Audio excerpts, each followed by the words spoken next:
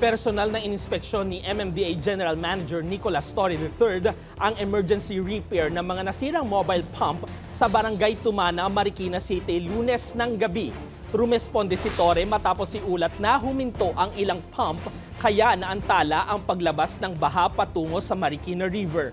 Giit ni Torre, kailangang tuloy-tuloy ang operasyon dahil posibleng tumaas muli ang tubig habang may dumadaloy pa mula sa mas matataas na lugar.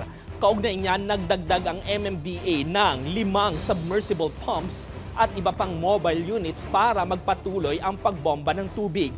Umabot sa halos 6 na talampakan ang baha sa Tuazonville nitong weekend.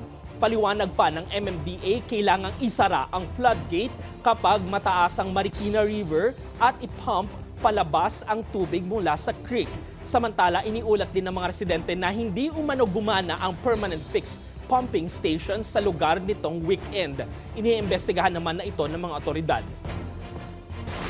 Parang kolektor lang ito ng tubig dito sa mga community sa paligid.